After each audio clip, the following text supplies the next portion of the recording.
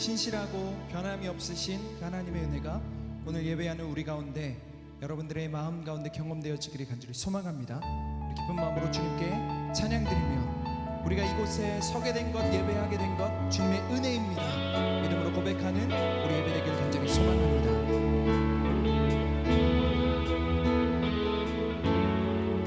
함께 고백합시다. 시작됐네 우리 주님의 능력이 나의 삶을 다스리고 새롭게 하네. 아멘. 자유하네 죄와 사망으로부터 나의 삶은 변하고나 충만하네. 시작됐네 우리 주님의 능력이 나의 삶을 다스리고 새롭게 하네. 자유하네 죄와 사망으로부터 나의 삶은 변하고나 충만하네. 은혜로다 은혜로다 주의 은혜 한량 없는 주의 은혜 은혜로다 주의 은혜 변함없는 신실하신 주의 우리 다시 한번 고백하십시다. 시작됐네 시작됐네 우리 주님의 능력이 나의 삶을 다스리고 새롭게 하네. 믿음으로 고백합시다. 자유하네 자유하네 죄와 사망으로부터 나의 삶은 변하고나 충만하네. 아멘. 주의 은혜입니다. 은혜로다 주의 은혜 한량 없는 주의 은혜 은혜로다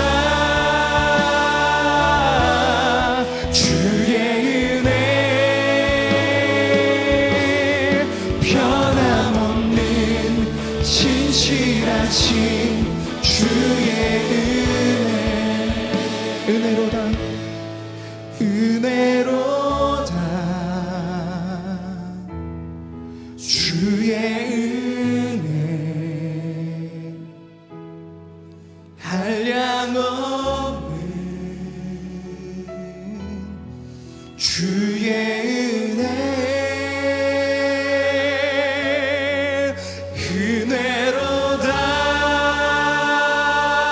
은혜로다 주의 은혜 변함없는 신실하신 주의 은혜. 이 시간에 함께 잠잠하지만 우리 주님 앞에 기도하며 나아갔으면 좋겠습니다. 지난 한 주간 변화산을 통해 오늘 우리에게 한량없는 은혜를 주신 주님 앞에 우리가 담대히 나아갈 때에 오늘 우리를 변함없고 신실하게 인도하시는 하나님의 인도하심, 예수 그리스도의 보혈의 은혜를 경험할 수 있는 예배가 될 수 있도록 성령님 이곳에 임하셔서 나의 삶을 인도하여 주옵소서. 그렇게 우리의 마음을 주님 앞에 드리며 잠잠하지만 간절하게 주님 앞에 기도하며 나아갔으면 좋겠습니다. 함께 기도하며 나아갑시다.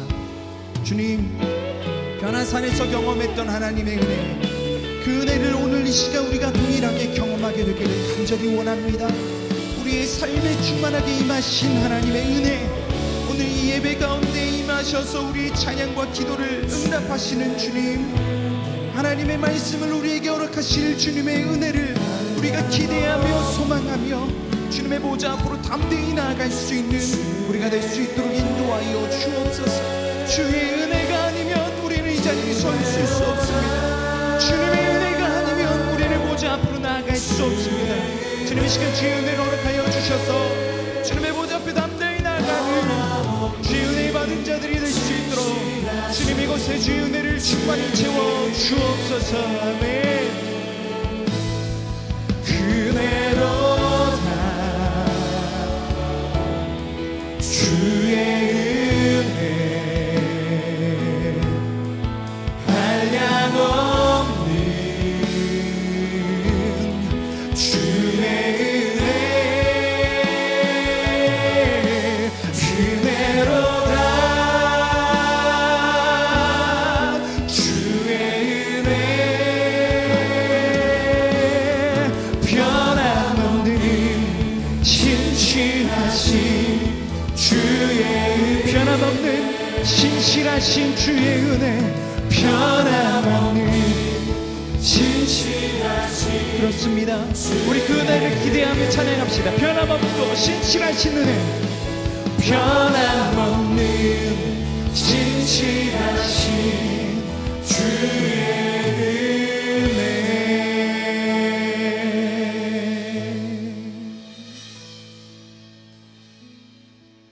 당신은 영원하신 주,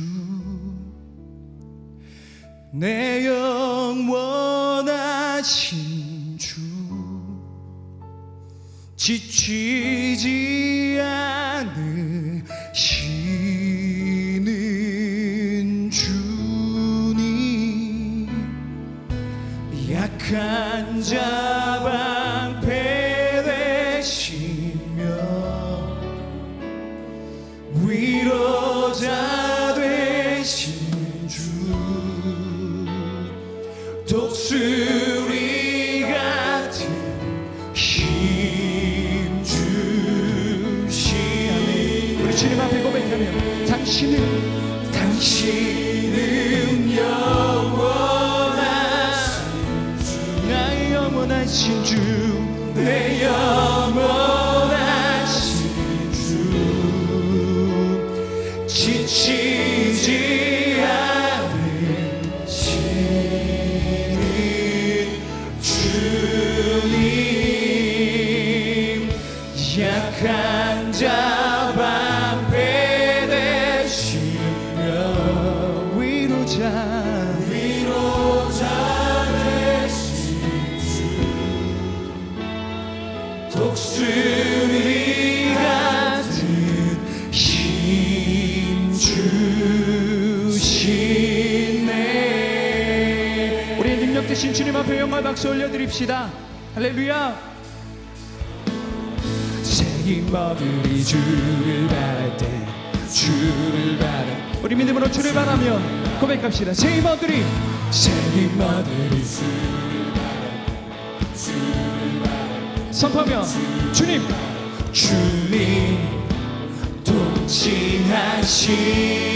동치하시네, 소망 구원 주시네. 당신은 영원하신 주, 내 영원하신 주, 지치지 않으시는 주님, 약한 자 방패 되시며 위로자 되신 주, 독수리 같은 힘 주시네. 아멘. 그렇습니다. 우리 믿음으로 다시 한번 주님 앞에 고백합시다. 새 힘 얻으리, 새 새 힘어들이 주를 아멘. 주를 바랄 때 선포하며 새 힘어들이 주를 바랄 때 주를 바랄 때 우리 주님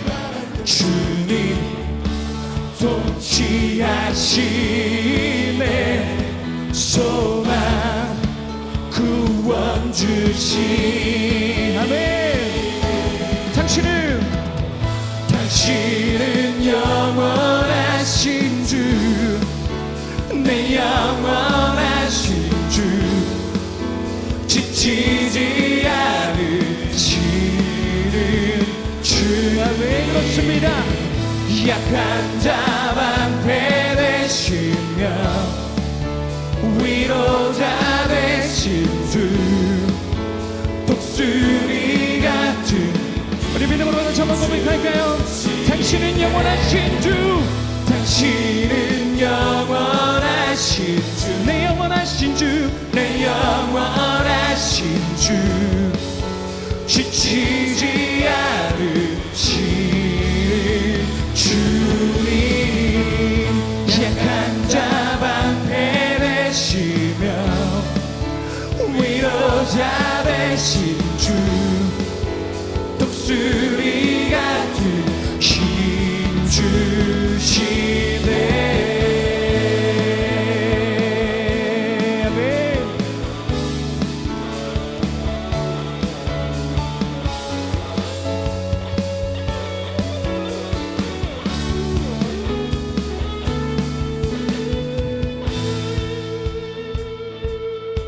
주님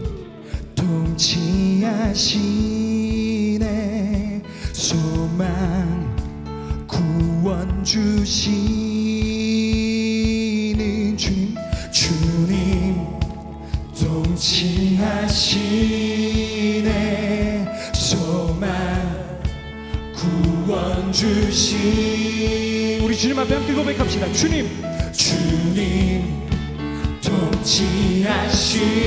통치하시네 소망 구원 주신 우리 한번 더 선포하며 주님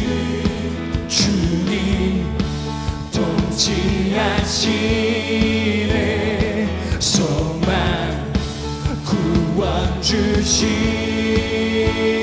주시네 당신은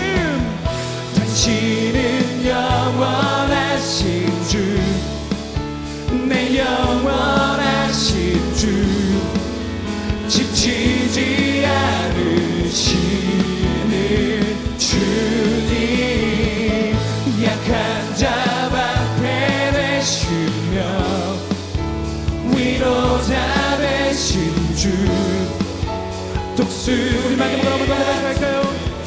주님 앞에 고백합시다. 당신은 영원하신 주, 당신은 영원하신 주 내 영원하신 주 지치지 않으시는 주님 약한 자 방패 되신 아멘.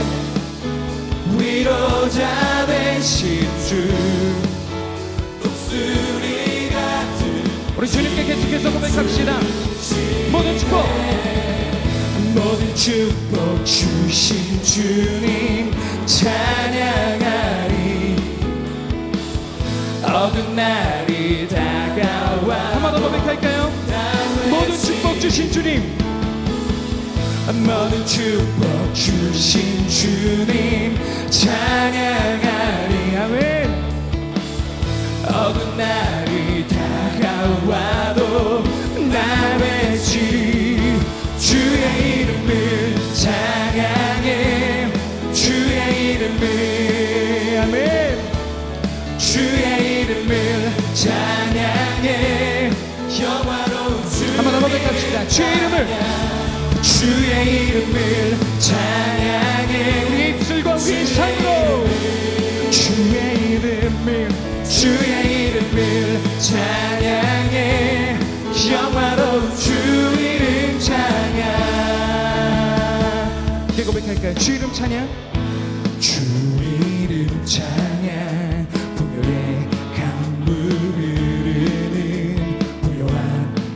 땅에 살 때에 주님 찬양 아멘. 주 이름 찬양. 주 이름 찬양 거친 광야 그러나 우리의 인생 속에서도 우리는 주님을 찬양합니다. 주님 찬양해 아멘.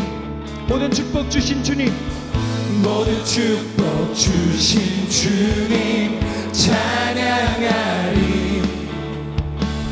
어두운 날이 다가와도 날 외치리 주의 이름을 찬양해 주의 이름을 찬양해 영화로운 주의 선포합시다. 주님을 주시며 주님을 주시며 주님을 찾으시네 내 맘에 하는 말 주 찬양합니다 한번 더. 주님을 주시며 주님을 찾으시네 내 맘에 하는 말 주 찬양합니다 주의 이름을 찬양해 주의 이름을 찬양해 영화로운 주 이름 찬양합니다. 주의 이름을 찬양해 주의 이름을 찬양해 영화로운 주 이름 찬양 영원하신 주님의 이름 앞에 박수를 영광 올려드립시다. 아멘. 그렇습니다.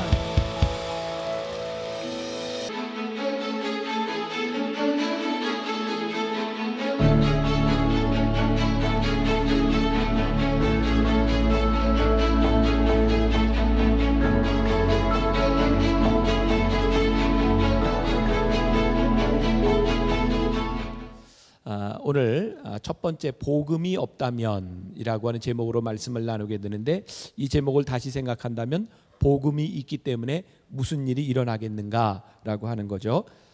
여러분들에게 한번 묻겠습니다. 깨하고 소금하고 합치면 뭐가 되죠? 깨소금. 깨하고 설탕하고 합치면 깨달음. 네. 어제 제가 이렇게 페이스북에 어떤 목사님이 이렇게 올려놓은 글을 보면서 이게 내가 오늘 딱 전하려고 하는 말씀 중에 하나다라는 생각이 들었어요. 이 복음은요, 복음으로서 의미가 있는 것이 아니라 복음을 우리들이 깨달음으로써, 복음이 깨달을 때 그 복음은 우리들에게 굿 뉴스가 됩니다. 이 복음과 이 성경이 늘 대비되는 개념이 율법이라고 하는 겁니다. 율법은 뭡니까? 율법은 우리들 얽매는 것, 법입니다. 우리들에게 법이 필요하다고 하는 것은 법이 많이 필요하면 많이 필요할수록 우리들이 저급하다고 하는 겁니다. OECD 국가 중에 우리나라가 지난 몇 년 동안 국회에서 그리고 정부에서 규제 법안을 만든 1위의 나라입니다. 1위입니다. 우리나라가. 정부 법안이 690개 그리고 국회에서 1663개 규제 법안을 만들었답니다. 얼마 전에 이게 통과했네요. 선행학습 금지법. 난 도대체 우리나라가 이해가 잘 안 되는 나라예요. 아니, 선행학습까지 금지해야 되는 나라니까. 또 여러분 아세요? 성형 연령 기준법이 있다는 거 압니까? 나이에 따라서 성형을 해야 되는 게 있고. 아무튼 참 대단한 나라에 산다는 생각입니다. 저는 우리나라에 사는 게 참 자랑스러운데 이런 건 좀 그래요. 우리가 언제까지 이렇게 규제하는 법을 만들어서 규제할 수 있을까? 만일 규제로 가능하다면 이 규제가 얼마나 많이 만들어져야 될까? 전 천국에 가면 법이 없을 것 같다는 생각을 합니다. 왜? 천국은 법이 없어도 살 수 있는 나라가 천국입니다. 예수님께서 왜 이 율법에 대해서 그렇게 신랄하게 비판하셨고 왜 율법을 깨려고 하셨을까? 이 율법은요, 무언가 법이라고 하는 것이 가진 자들을 보호하려고 하는 어떤 기득권 세력에 관한 것이기도 합니다. 율법은 그들의 신앙을 지키며 뭔가 그들의 기득권과 그들의 권리를 주장하려고 하는 사람들의 것이었기 때문에 예수님께서 이 율법을 깨려고 하십니다. 오늘 말씀에 등장하는 주인공 고넬료에 대해서 사도행전 10장 1절과 2절이 이렇게 표현하고 있습니다. 같이 한번 봉독해 볼까요? 가이사랴에 고넬료라 하는 사람이 있으니 이달리아 부대라 하는 군대의 백부장이라. 그가 경건하여 온 집안과 더불어 하나님을 경외하며 백성을 많이 구제하고 하나님께 항상 기도하더니. 굉장히 좋은 사람입니다. 신실한 사람입니다. 그런데 문제가 뭐냐면 율법에 의하면 그는 베드로가 만날 수 없는 사람인 겁니다. 율법은 늘 우리들에게 어떤 외적인 것, 스펙을 이야기하는 것 같아요. 그가 이런 조건을 갖추었는가. 근데 복음은 우리들의 외적인 모습을 보려고 하지 않고 우리의 내면을 보려고 합니다. 오늘 베드로가 이 고넬료를 만나야 되는 순간에 율법이 장애가 되었습니다. 근데 오늘 하나님께서는 베드로에게 환상을 보여주시면서 그 율법의 장애를 깨뜨리려고 하십니다. 베드로가 막 배가 고플 때 환상을 봅니다. 오늘 본문 10절에 보니까 그가 시장하여 먹고자 하매 사람들이 준비할 때 황홀한 중에 11절 하늘이 열리며 한 그릇이 내려오는 것을 보니 12절 그 안에는 땅에 있는 각종 네 발 가진 짐승과 기는 것과 공중에 나는 것들이 있더라. 13절 베드로야 일어나 잡아 먹으라 하거늘 14절 베드로가 이르되 주여 그럴 수 없나이다. 속되고 깨끗하지 아니한 것을 내가 결코 먹지 아니하였나이다 한데, 하늘에서 내려오는 것을 그 먹을 것을 보니까 베드로가 지금까지 살아왔던 그의 삶의 전통 율법에 의하면 먹을 수 없는 거예요. 근데 하나님이 먹으라 그럽니다. 이 율법에 얽매이면 사람들이 어떻게 되는지 아십니까? 하나님의 음성이 들려도 들으려고 하지 않습니다. 베드로가 그의 율법에 의하면 그거 먹을 수 없는 것입니다. 근데 하나님께서 먹으라, 먹을 수 없는 것입니다. 세 번째 그 음성을 듣고 비로소 베드로가 먹겠습니다. 하나님이 깨끗하 하셨으므로 먹겠습니다. 이것은 당장 먹을 것에 대한 이야기가 아니라 바로 이제 그 순간 고넬료의 하인이 와서 베드로를 초청합니다. 이건 상징적인 의미를 가지고 있죠. 내가 만날 수 없는 이방인, 그는 백성을 구제하고 경건한 사람이고 기도에 힘쓰는 사람이니까 그가 초청할 때 가라. 근데 율법에 의하면 갈 수 없는 거예요. 근데 하나님께서 그를 깨끗하게 하셨으므로 내가 가서 만나라. 그리고 베드로가 고넬료를 만납니다. 나는 복음의 역사는 익사이팅한, 우리의 삶의 모험, 예기치 않은 일이 일어나는 것이다 라고 제가 여러분들에게 이야기를 했는데, 이 예기치 않은 만남을 통해서 어떤 일이 일어납니까? 사도행전 10장 34절에 보니까 베드로가 입을 열어 말하되 내가 참으로 하나님은 사람의 외모를 보지 아니하시는도다. 하나님은 외모를 보지 않는다는 걸 깨닫게 되죠. 35절 각 나라 중 하나님을 경외하며 의를 행하는 사람은 다 받으시는 줄 깨달았도다. 율법에 의한 것이 아니라 하나님을 믿는 사람을 하나님이 다 받으신다. 또 47절 이에 베드로가 이르되 이 사람들이 우리와 같이 성령을 받았으니 누가 능히 물로 세례 베품을 금하리요 하고 48절 명하여 예수 그리스도의 이름으로 세례를 베풀라 하니라. 그의 상식에 의하면 그는 하나님을 믿을 자격이 없는 사람이라고 생각했는데 오순절 다락방에서 임했던 성령의 역사가 똑같이 고넬료에게 임하는 것을 봅니다. 이것은 베드로의 눈을 열어주는 사건이었습니다. 하나님은 유대인들을 위한 하나님이 아니라 이 땅의 모든 이들을 위한 하나님이라고 하는 것을, 그들의 율법을 깨는 일이었습니다. 인간의 율법이 아닌 하나님의 능력이 드러나는 순간, 예수님 당시에 살았던 종교 지도자들은요, 자기들 나름대로의 어떤 메시아에 대한 대본을 가지고 있었던 것 같아요. 지난주에도 여러분들에게 소개해드린 책이 있는데 마이클 야코넬리의 영성이라는 책, 한번 읽어보면 참 좋을 것 같아요. 안 적는 사람들은 다 외우는 거죠. 적어. 네, 보세요. 한번 보면 좋은 책입니다. 쉽게 볼 수 있는 책입니다. 거기에 보면 이런 말이 나옵니다. 메시아 대본에는 예수라는 인물이 안 나와요. 우리 메시아는 낙오자들과 어울려 다니지도 않고 규율을 어기지도 않고 우리 종교 지도자들의 권위에 도전하지도 않아요. 그리고 우리 종교에 위협을 가하지도 그렇게 무책임한 행동도 하지 않아요. 메시아는 자신의 명예를 경시하거나 별 볼 일 없는 사람들과 친구가 되거나 이상한 사람들이 모이는 곳을 그렇게 자주 드나들지 않아요. 그런데 예수님께서는 이렇게 말씀하셨습니다. 이 메시아에게는 그렇게 해요.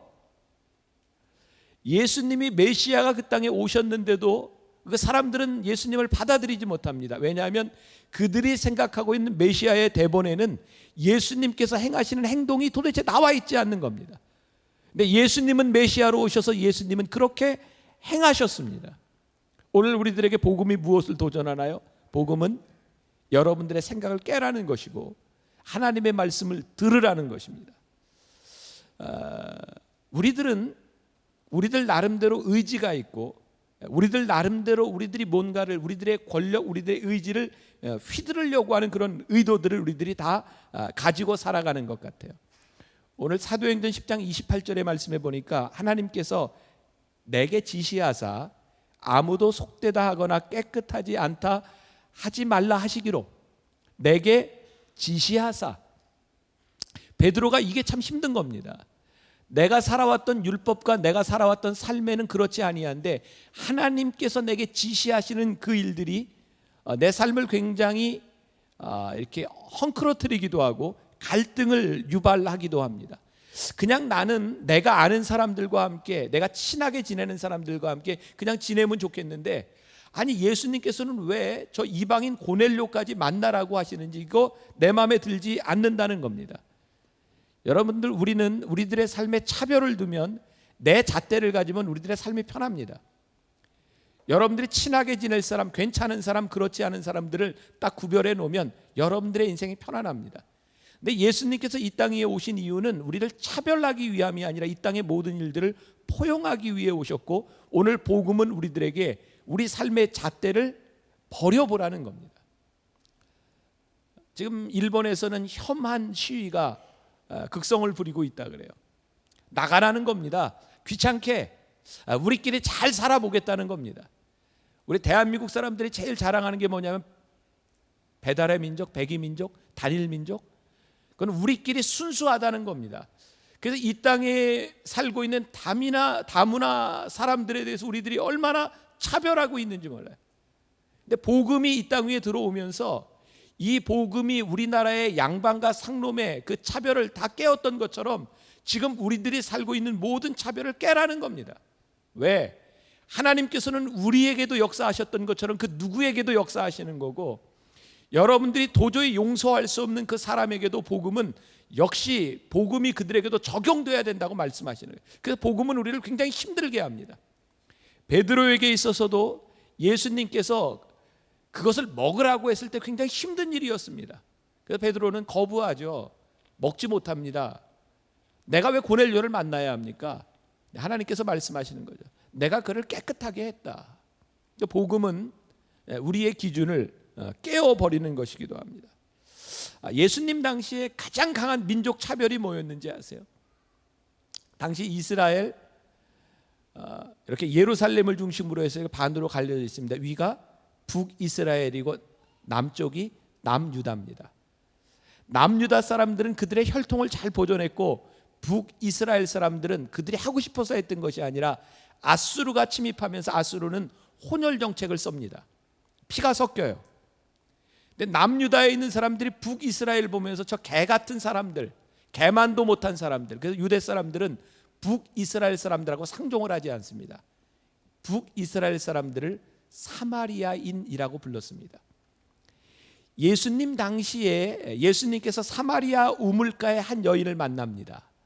그 여인에게 말을 걸고 나에게 물을 달라. 이것은 당시 유대인이 그것도 사마리아 여인에게 물을 달라고 하는 것 있을 수 없는 일입니다. 근데 예수님이 그거 깨자고 오셨습니다. 우리가 예수님을 믿는다고 하면서도 우리는 예수님을 믿으려고 하는 것 같지 않습니다. 우리는 예수님을 믿는다고 하면서도 내가 믿을 수 있는 것만 믿습니다. 내가 받아들일 수 있는 것만 선택적으로 받아들이고 복음을 이루려고 하지는 않습니다. 빌립보서 2장 6절부터 7절까지 말씀해 보면 그는 근본 하나님의 본체시나 하나님과 동등됨을 취할 것으로 여기지 아니하시고 오히려 자기를 비워 종의 형체를 가지사 사람들과 같이 되셨고 예수님이 하나님과 본체셨으나 우리 인간들과 같이 되셔서 우리 가운데 오셨다. 예수님은 저 하늘나라에서 권력을 휘두르신 분이 아니라 그분이 우리와 함께 되심으로 종의 형체를 가지고 우리와 함께 되시기를 원하셨다. 이것이 빌립보서 2장에 있는 복음의 핵심, 좀 어려운 말로 하면 케노시스의 복음입니다. 자기를 비움입니다. 제가 목회를 하면서, 만나교회 목회를 하면서 제 마음이 상하는 때가 종종 있습니다. 대부분 하나님 때문에 마음 상하는 일은 없고요, 사람 때문에 마음이 상합니다. 우리 교회에도 이렇게 요즘 뭐 이사 와서 이쪽에 등록한 분들도 있지만 요즘은 교회에서 상처를 입고 저희 교회에 오는 분들이 참 많습니다. 저는 제 목회에 요즘 아주 중요한 부분 중에 하나가 새로운 사람들이 오는 것도 참 중요하지만 상처받은 사람들을 돌보는 것도 굉장히 중요한 목양이라고 생각을 합니다. 제가 만나교회 목회를 하면서 정말 만나교회가 그 사람들의 교회가 돼야 되는 것은 만나교회 부흥에 있는 것이 아니라 어떤 교회가 되었든 뿌리를 내릴 수 있는, 믿음을 물려줄 수 있는 유산을 가지는 그런 신앙을 우리들이 가져야 할 때인데, 그 중에 하나가 만나교회가 쓰임받았으면 좋겠다라는 생각을 해요. 근데 저도 목회를 하면서 이렇게 사람들과의 이런 마음 상하는 일들이 있는데 청년들하고는 마음 상할 일이 거의 없습니다. 제가 여러분들하고 무슨 마음이 상하겠어요? 되게 마음 상하는 경우는 직분이 올라간 집사, 권사도 좀 덜하고요, 장로님들하고 마음 상하는 일들이 종종 있습니다. 근데 제가 생각할 때 만나교회처럼 이렇게 장로, 목사의 관계가 좋은 교회가 대한민국에 없습니다. 제가 이런 얘기를 할 수 있는 건 문제가 없다는 얘기입니다. 그런데도 종종 마음이 상합니다. 왜 상할까요? 가만히 생각해 보니까 내가 하고 싶은 일을 못할 때 마음이 상합니다. 이게 화가 나고요. 근데 가만히 생각해 보니까 그런 일 때문에 화가 난다면 나만 화나는 게 아니라 교회를 함께 의논하는 장로님들도 똑같이 화가 나겠다. 왜? 다 생각이 있는 사람들인데. 어느 날 하나님 저에게 깨닫게 하신 것이 있어요. 내가 하고 싶은 일이 안 되는 것이 정말 큰 은혜라고 하는 걸 깨닫게 하셨어요. 교회는 내 뜻이 이루어지는 것이 아니기 때문입니다. 그래서 내 뜻이 꺾여졌을 때 저는 하나님의 뜻이 이루어지는 것을 목격합니다. 아, 내 뜻이 꺾여질 때 하나님의 뜻이 이루어지는 거구나. 그래서 내가 무엇을 이루려고 하는 것이 복음의 역사가 아니라 하나님 앞에서 내 뜻을 꺾는 것이 복음의 역사라고 하는 것을 깨닫게 될 때가 참 많이 있습니다. 우리는 누군가에 대해서 우월하다고 하는 걸 증명하기 위해서 참 많이 애쓰고 노력하는 것 같아요. 소위 우리들에게는 야망이라고 하는 것, 옛날에 영어에 제일 많이 배운 종합 영어에 나오는 게 Boys be ambitious 아세요? 아는 거예요? Boys be ambitious, 소년이여 야망을 가져. 미안해요, Girls be ambitious 해야 되나? 야망을 가져라. 야망 없이 어떻게 발전이 있겠습니까? 여러분, 야망이라고 하는 것, 그것 자체가 잘못된 것이 아니라고 생각합니다. 여러분, 찬양을 하는 사람이 찬양을 잘하고 싶다, 열심히 노력하죠. 워십을 하는 사람 춤을 잘 추고 싶다, 괜찮습니다. 그게 잘못된 것은 아닙니다. 근데 어느 날 우리들에게 이런 생각이 들어오면 내가 잘 추고 싶은데 저 사람보다 잘 추고 싶은 거예요. 그래서 그 사람을 이기기 위해서 노력하면서, 그 사람을 이기기 위해서 노력하면서 우리는 점점 힘들어지기 시작합니다. 음악을 하는 사람, 미술을 하는 사람, 사업을 하는 사람, 남의 얘기가 아니라 제 모습이었거든요. 제가 만나교회 목회를 하면서 내 목회의 꿈이 무엇이었나를 생각해 보니까 나는 다른 사람보다 잘하고 싶었어요. 만나교회가 다른 교회보다 더 좋은 교회가 되었으면 좋겠어요. 그래서 전 열심히 노력했습니다. 진짜 열심히 목회하는데 왜 내 속에 기쁨과 평안이 사라지는가? 내가 수년 동안 그 아픈 시간을 지나면서 그 시간을 지나놓고 보니까 나에게 참 자유함이 없었구나. 복음을 전하는 나에게 복음이 없었구나. 하나님이 깨닫게 하신 부분이었거든요. 그렇다고 그럼 제 속에 있는 욕망들이 다 사라졌느냐? 그게 아니라 저를 포기하셨습니다. 그래서 끊임없이 스트러글 합니다. 하나님께서 깨닫게 하신 것은 내가 누구보다 더 좋은 목사가 되는 것이 아니라 네가 좋은 목사가 되라. 제가 오늘 낮예배 때 우리 부모님들에게 그런 거 물어봤습니다. 자식들을 혼낼 때 왜 혼냅니까? 진짜 자식이 틀렸기 때문에 혼냅니까? 양심에 손을 넣고 깊숙이 손을 넣고 한번 생각해 보세요. 자식이 진짜 잘못해서 혼내는 경우가 더 많습니까? 내 말을 안 들어서 혼내는 때가 많습니까? 여러분 부모님들을 생각해 보세요. 여러분들 부모님들이 여러분들이 잘못돼서 혼냅니까? 부모 말 안 듣는다고 혼냅니까? 우리끼리 솔직히 얘기해 봅시다. 그래서 우리 자녀들은 상처를 참 많이 받습니다. 나도 자라면서 우리 부모님은 나를 참 이해하지 못한다는 생각을 많이 했습니다. 근데 내가 그 부모가 되었어요. 내 자식이 내 말 안 들면 참 견디기 힘듭니다. 부부들이 결혼하고 살아가면서 왜 싸우는지 아십니까? 정말 잘하고 잘못한 것 때문에 싸운다면 뭔가 해결이 날 텐데 내가 저 사람에게 지지 않으려고 싸우기 때문에 참 힘들어지는 겁니다. 이게 우리들 가운데 있는 우리의 의지, 권력의 의지, 그것이 우리들에게 우상이 되기도 합니다. 복음은 우리들에게 말씀합니다. 그게 아니라는 거예요. 하나님 앞에서 우리들이 살아가는 것, 복음으로 살아가는 것은 누구를 이기는 것이 아니고 내가 복음 앞에 어떻게 성실하게 살아가는가. 제가 언젠가 여러분들에게 이런 얘기했어요. 우리들이 작은 일에 충성하면서 내가 이렇게 작은 일에 충성하면 하나님이 나를 크게 쓰실 거야 라고 생각했다면 그건 역시 작은 일에 충성하는 일이 아닌 것 같습니다. 작은 일에 우리들이 충성한다고 하는 것은 끝까지 작은 일을 하는 겁니다. 하나님이 나에게 맡겨주셨으므로 끝까지 그 일을 하는 것, 그것이 복음을 살아가는 사람입니다. 제가 요즘 그렇게 살아가려고 노력을 합니다. 노력해요. 저에게 꿈이 있다면 끝까지 만나기에 좋은 목사였으면 좋겠다. 제가 참 힘든 얘기지만 제가 어떤 신문 인터뷰에서 저에게 묻더라고요. 어떤 청년 집회에 저에게 인터뷰를 요청을 왔는데, 목사님은 청년들에게 어떤 목사님이고 싶습니까? 제가 한마디로 얘기했습니다. 좋은 목사이고 싶습니다. 근데 그게 그렇게 참 힘들더라고요. 근데 끝까지 좋은 목사이고 싶습니다. 그게 그렇게 힘들더라고요. 여러분들이 하나님 앞에서 끝까지 좋은 사람으로 복음 앞에 우리들이 하나님 앞에 설 수 있는 사람이 되는 것, 그게 얼마나 귀한 일이에요. 제가 만나교회 오늘 이렇게 제 이야기를 좀 많이 하게 되네요. 담임 목사가 된 지 10년이 이제 넘어가는데, 이 교회를 세우신 김우영 목사님, 저는 미국에서 공부를 마치고 와서 이제 학교에 강의를 하면서 파트타임으로 이 청년부 사역과 기획을 했었습니다. 그 당시 만나교회는 이렇게 큰 교회가 아니었고요. 아버지를 도와서 사역을 하는데 진짜 아버지하고 아들하고 같이 목회 못 하겠더라고요. 부자간에도 이건 안 됩니다. 이게 도저히 못 하겠더라고요. 제가 몇 번씩 교회를 이제 나가려고, 그래서 아버지하고 많이 싸웠어요. 제 표현은 아들의 입장에서 싸웠다고 이렇게 표현을 합니다.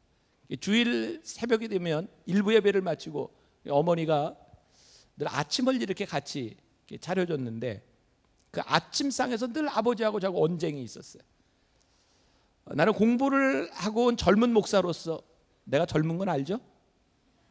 젊은 목사로서 나는 만나교회가 분당해서 이런 목회를 했으면 좋겠다. 아버지한테 아무리 이야기를 해도 안 되는 게 있는 거예요. 아버지, 그렇게 하시면 안 될 것 같아요.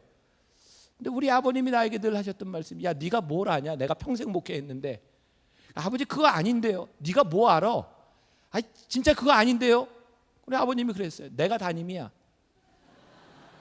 그럼 뭐 내가 할 말이 없어. 알아서 하세요.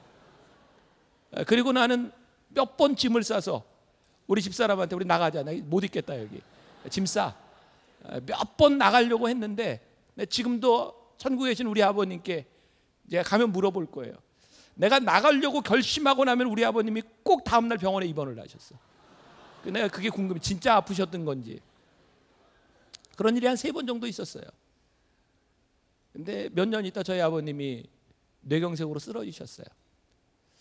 나는 그때 이제 한동대학에 가서 청년 사역을 하고 싶은 마음도 있었고, 그래서 내가 젊을 때 교수를 한번 해보는 것도 좋겠다, 그렇게 마음을 정하고 있을 때 쓰러지셨어요. 갑자기 설교를 맡아가게 됐고 1년쯤 지난 다음에 영상으로 편지를 보내줬어요. 내가 회복되기 힘들 것 같으니까 교회에서 후임자를 뽑아줬으면 좋겠다. 그래서 뭐 이제 여러 가지 과정들을 통해서 우리 교회에서는 이제 무기명 투표를 2번 했어요. 후보자를 선정하는 위원회, 그 다음에 담임을 선정하는 그런 투표를 통해서. 여러분들은 어떻게 그런 투표가 나올 수 있으리라고 생각하지만 내가 만장일치로 목사가 된 사람입니다. 믿어주세요, 진짜. 네, 아니, 박수 치지 마세요. 근데 문제는 제가 담임 목사가 되고 난 다음에 우리 아버님이 회복이 되셨다는 겁니다. 지금 생각해 보니까 참 억울하셨을 것 같아요. 회복이 안 될 것 같아서 자원 은퇴를 하셨는데 다 내려놓고 났는데 회복이 되셨어요. 그래서 한 2년 동안 우리 아버님이 제일 좋아하시는 부흥회 참 많이 다니셨어요. 제가 담임 목사가 됐고 우리 아버님이 회복이 됐는데요, 내가 제일 처음으로 한 일이 뭐였냐면 교회 강단을 고치는 일이었어요. 왜냐하면 제가 생각했던 목회는 이렇게 빨간 카펫 위에 큰 강대상 위에서 교인들에게 말씀을 선포하는 목회가 아니라 나는 말씀을 가지고 교인들에게 다가가고 싶었어요. 말씀은 선포도 중요하지만 이 말씀을 가지고 삶에 설득을 하고 싶었어요. 그래서 강단을 낮췄어요. 옛날에 이런 강단이 아니었어요. 빨간 카펫을 베이지로 바꿨고 강대상을 치웠어요. 커뮤니케이션이 되기 위해서는 내가 높은 권위보단 이렇게 작은 강대상이 필요하겠다고 생각하고 많이 바꿨어요. 강단이 이렇게 헐려나갈 때 저희 아버님이 저에게 그랬어요. 너 김 목사, 너 진짜 그거 헐어야 돼? 네. 진짜? 네. 헐어야 돼. 아버지, 제가 담임이에요.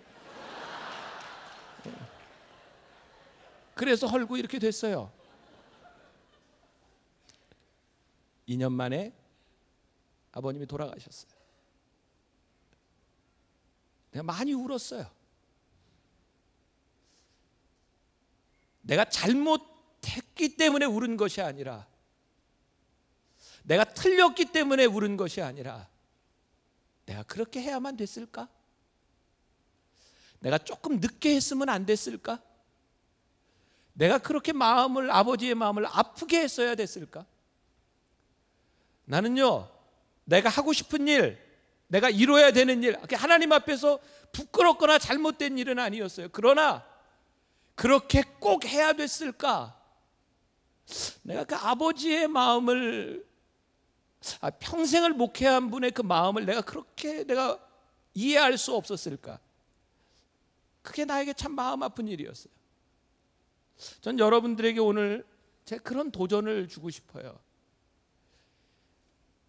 율법을 주장하고 내가 이건 내려놓을 수 없다고 생각하는 사람들, 그게 옳고 그름에 대한 문제를 떠나서 나 때문에 아파하고 힘들어할 사람들의 마음을 좀 바라보라고 말씀하시지는 않을까? 그래, 네가 오라. 그래, 괜찮아. 그렇지만 내가 저 사람을 향한 마음이 내게 있는데 너 그거 보지 못하니? 어쩌면 하나님께서 오늘 우리들에게 복음을 통해 내가 내려놓을 수 없는 그것을 이렇게 내려놓으라고 말씀하시는 건 아닐까? 우리들이 이기려고 하고 내 뜻을 관철하려고 하는 것에는 단순히 옳은 일, 정의를 행하려고 하는 것보다 내가 누구에게 지지 않으려고 하는 마음, 그래서 그런 마음이 들어오면 우리는 실패를 참 인정하기 힘들어집니다. 젊은이들이요, 제가 오늘 여러분들에게 꼭 하고 싶은 말입니다.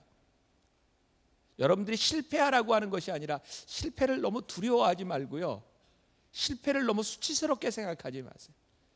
여러분들의 실패와 여러분들의 아픔과 여러분들의 단점을 하나님 앞에 내놓을 수 있을 때 복음이 여러분들 안에서 역사하기 시작합니다. 우리가 잘 알고 있는 사도 바울, 그의 인생에 그가 사도가 되어 활동을 하며 참 힘들었던 게 있었어요. 복음도 잘 전하고 그의 손수건만 만져도 죽은 사람이 낫고, 근데 정작 사도 바울에게 병이 있었다고요. 여러분 생각해 보세요. 그의 병이 무엇인지 모르지만 그냥 성서학자들이 예측하기는 뭐 안질, 간질, 이렇게 막 복음을 전하다가 그가 갑자기 쓰러져서 거품을 물고 몸을 틀어버리는 일이 일어난다면 그게 얼마나 그에게 수치스러운 일이었을까. 그래서 사도 바울은 하나님 제 가시, 제 병을 좀 고쳐주세요. 하나님께 계속 기도합니다. 고린도후서 12장 9절에 나에게 이르시기를 내 은혜가 내게 족하도다. 이는 내 능력이 약한 데서 온전하여짐이라 하신지라. 그러므로 도리어 크게 기뻐함으로 나의 여러 약한 것들에 대하여 자랑하리니 이는 그리스도의 능력이 내게 머물게 하려 함이라. 사도 바울이 자유함을 얻습니다. 복음 안에서 자유함을 얻습니다. 그가 복음을 전하는 자로 수치스럽게, 아니 내가 이건 꼭 극복해야 되겠다고 생각했던 그의 질병에, 그것이 그의 수치스러움이 아니라 하나님의 은혜를 고백합니다. 왜? 하나님, 나의 약함이 이게 부끄러움이 아니라 하나님의 은혜군요. 내가 이 약함이 아니었더라면 하나님을 내가 어떻게 이렇게 간절히 의지하고 기도할 수 있었을까요? 그래서 어느 날 사도 바울의 마음 가운데 그의 가시가 은혜로, 그 다음부터 사도 바울은 그의 약함을 자랑하기 시작합니다. 더 이상 그의 실패를 감추는 사람이 아니라 그의 약함을 하나님께 자랑하며 그가 숨기고 싶었던 아픔에서 자유함을 얻습니다. 드디어 사도 바울은 그가 생각했던 그의 사역자의 틀, 율법을 깨고 복음의 은혜를 누리기 시작합니다. 하나님은 내 삶의 모든 것 가운데서 은혜를 베푸시는 힘을 고백하기 시작합니다. 저는 잘은 모르겠지만 사도 바울의 사역이 그 전과 그 이유가 달라졌을 것 같아요. 제 상상입니다. 이전까지는 사도 바울이 정말 혼신의 힘을 다해서 그가 목회를 하며 그가 어려움에 처하고 그것을 이겨나가는 목회였다면, 그 다음부터는 혼신의 힘을 다하며 그가 엔조이했겠다. 제가 사도 바울의 마음과 그의 삶을 다 알지는 못하지만, 제가 그렇게 오래 목회한 사람은 아니지만 만나교회 목회를 하면서 내가 혼신의 힘을 다하며 힘들었던 때와 지금 나에게 찾아온 자유함은 똑같은 하나님의 사역을 하면서도 그건 다른 차원의 문제라고 생각해요. 저는 여러분들의 꿈을 꺾으라거나 여러분들의 인생의 성공을 버리라고 하는 이야기가 아니라, 그 성공이 여러분들에게 율법이 되지 않도록, 여러분들이 달려가고 있는 그 길 가운데 여러분들의 연약함 때문에 여러분들이 넘어지는 것이 아니라, 하나님, 내 이런 연약함을 가지고 있습니다, 하나님 앞에 연약함을 내려놓을 수 있을 때 하나님께서 여러분들에게 주시는 자유함, 그리고 다른 사람을 대할 때에 복음을 아는 사람의 모습이 나타나지 않겠는가.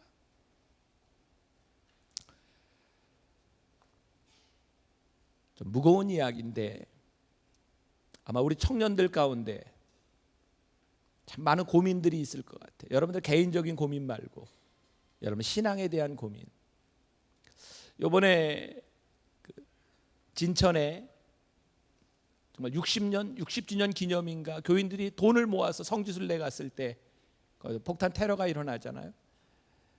나는 네이버에 그 기사에 댓글을 단 걸 보고 정말 놀랐어요. 어쩌면 사람들이 잘 죽었다, 하나님께로 갔으니 잘 됐다, 너희 개독교들 더 죽어야 된다, 뭐 이런. 나는 이게 종교 문제를 떠나서 사람의 양식을 가지고 상식을 가지고 쓸 수 없는 이런 글들을 보며 진짜 마음이 아프더라고요. 여러분들 마음 참 아프잖아요. 우리가 하나님을 믿고 살아가는데 이 교회가 누군가에게 손가락질을 받고 욕을 먹는다고, 우리들의 마음을 참 아프게 하잖아요. 내가 어디 가서 크리스찬이라고 말하는 것이 정말 하나님을 영화롭게 하고 내가 자랑스러워야 할 터인데 그것을 잃어버린 우리들의 마음들이 참 아프잖아요. 좀 부끄럽다는 생각을 많이 했고요. 그래서 작년 재작년 진짜 저 심각하게 하나님께 그런 물음을 던졌어요. 하나님, 저 목회 계속 해야 돼요? 너무 두렵고 너무 무섭고, 하나님, 저 계속 목회해야 돼요? 만나교회는 감리교회입니다. 모르는 사람 꽤 많을 거예요. 저는 감리교회를 한 번도 이렇게 내세운 적이 없습니다. 저는 그냥 하나님의 교회면 좋겠다라고 생각해요. 그러나 제가 신학을 공부하고 제 신앙의 기본이 되었던 웨슬리 신학, 저는 웨슬리를 너무 좋아합니다. 닮고 싶은 사람이고. 그런데 지금 감리 교단이, 제가 속한 교회와 이 교단이 너무 부끄러운 겁니다. 그런데 감리 교단의 문제뿐만 아니라 지금 한국 교회의 문제이기도 합니다. 감리 교회 목사로서 치부를 드러내자면 6년 전부터 이 감리 교단은요, 감리 교단의 수장을 감독 회장이라고 하는데 그거 되기 위해서 6년 동안 싸우고 있어요. 이제는 교회법으로 되지 않은 세상법에 가서 싸우고 있습니다. 누가 선거에서 당선이 돼도 계속 고소를 하고, 이게 문제 해결의 기미가 보이지 않습니다. 근데 그 사람들이 똑같이 얘기하는 거죠. 내가 그 자리에 가서 이걸 좀 고쳐놔야 되겠고, 법을 좀 뜯어 고쳐놔야 되겠고, 뭔가 교단을 개혁하고 싶다고. 제가 언젠가 페이스북에 그런 글을 썼어요. 당신들의 권력으로 무엇을 해보겠다는 사람들이 내려놓으면 문제가 해결될 것 같습니다. 누구를 위하여라고 말하지만 실상은 자신들의 권력을 위해 싸우고 있음을 모든 사람들이 다 알고 있습니다. 당신들만 모르고 있습니다. 우리가 뭘 착각합니까? 복음의 역사는 절대로 힘으로 이루어지지 않았습니다.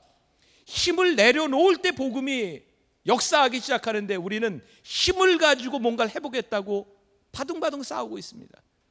제가 왜 청년들에게 이런 부끄러움을 이야기하는 거 모르는 사람도 많을 텐데, 말씀을 준비하면서 하나님 앞에 우리들의 부끄러움을 다 내려놓을 때 하나님께서 일하시겠다. 그리고 누군가 힘을 가지고 일하겠다는 사람들이 없어지고, 이제는 우리가 힘이 없습니다 내려놓으시면 하나님께서 일하실 수 있겠다. 저는 지금 한국교회를 바라보며 우리 젊은이들이 그런 기도했으면 좋겠습니다. 하나님, 이제 사람이 힘을 가지고, 사람의 제도를 가지고, 율법을 가지고 도대체 안 되는 마지막까지 온 것 같습니다. 우리가 내려놓습니다. 하나님 역사하십시오. 하나님 일하십시오. 교단, 이 교회의 문제뿐만 아니라 여러분들의 인생의 문제에 있어서 여러분들이 할 수 없는 그 문제 가운데서 하나님, 더 이상 제 힘, 제 능력이 아닌 하나님께서 일하시면 좋겠습니다. 여러분, 창세기에 하나님께서 세상을 창조하십니다. 첫째 날, 둘째 날, 셋째 날. 근데 하나님이 창조하시고 나서 꼭 뒤에 뭐라고 붙냐면 저녁이 되고 아침이 되니, 저녁이 되고 아침이 되니 몇째 날이다. 성경의 하루는 저녁부터 시작되더라고요. 우리는 내가 하루를 시작하는 하루를 계산하는데, 성경의 하루는요, 인간의 모든 수고가 끝나고 잠자고 밤이 될 때 하나님이 일하시는 시간이 하루입니다. 이거 굉장히 멋진 얘기입니다. 여러분들 표정이 굉장히 제가 답답합니다. 이런 얘기를 듣고도 감동을 안 하는 걸 보니까. 기억하세요. 우리의 모든 수고가 끝나고 우리가 잠자리에 들 때 하나님은 졸지도 주무시지도 아니하시며 하나님의 일을 하시는 시간이 하루입니다. 제가 오늘 그런 생각합니다. 하나님, 우리들이 무언가를 할 수 있는 것을 내려놓게 하시고, 우리의 율법과 우리의 기준과 우리들의 성취, 우리들의 권력 하나님 앞에 내려놓게 하시고, 이제는 하나님이 일하십시오. 예수님의 가장 위대한 기도가 뭐였냐면, 아버지여, 내 뜻대로 하지 마옵시고 아버지의 뜻대로 하옵소서. 그 기도가 가장 위대한 기도였습니다. 내 뜻이 아닌 하나님의 뜻이 이루어지도록 나를 내어놓는 것, 거기에서 복음의 역사가 시작이 됩니다. 이제 다음 주부터 오늘까지 이제 6주에 걸쳐서 레디컬 가스펠에 대한 이야기를 하는데, 오늘 제가 서론적인 말씀을 드려서 이제 하나하나 또 짚어가게 될 터인데, 오늘 하나님 앞에 여러분들이 그런 기도를 했으면 좋겠어요. 하나님, 나의 부끄러움이 부끄러움으로 끝나는 것이 아니라 내 부끄러움이 자랑이 될 수 있도록 내려놓겠습니다. 왜냐하면 내 삶의 주인이 하나님이시기 때문입니다.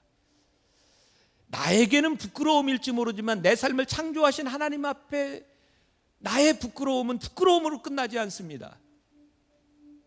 여러분들이 여러분들의 부끄러움을 자랑할 수 있다면 복음이 여러분들 가운데서 일하기 시작합니다. 여러분들이 무엇을 하려고 했던 그 여러분들의 의지에서부터 하나님께 의지를 이양하세요. 하나님 일하십시오. 하나님께 맡겨드린다고 하는 것이 여러분들이 아무것도 하지 않는다는 것을 의미하는 것이 아니라 하나님의 일하심을 바라보며 제가 따라가겠습니다. 내가 은혜를 받고 내 삶에 일어난 가장 큰 변화, 난 정말 열심히 적극적으로 삽니다. 너무나 간단해요. 하나님이 원치 않으시는 건 막으시고 하나님이 원하시는 건 이루십니다. 나는 거기에 눈을 열고 귀를 열고 바라보면 되는 겁니다. 그래서 복음을 사는 사람은요, 내 모든 것을 다 내려놓은 것 같은데 정말 적극적입니다. 익사이팅하고요, 다이나믹합니다. 행복하고요, 힘들지만 멋진 인생을 삽니다. 이 사랑하는 우리 젊은이들, 복음을 한번 살아봅시다. 레디컬 가스펠, 복음 앞에 우리의 삶을 내려놓고 내 삶의 주인이신 하나님 앞에 여러분들의 모든 것을 내려놓고 멋지게 한번 살아봅시다. 이번 한 주간이 여러분들에게 그런 한 주간, 정말 멋진 한 주간이 될 수 있기를 주님의 이름으로 간절히 축원합니다.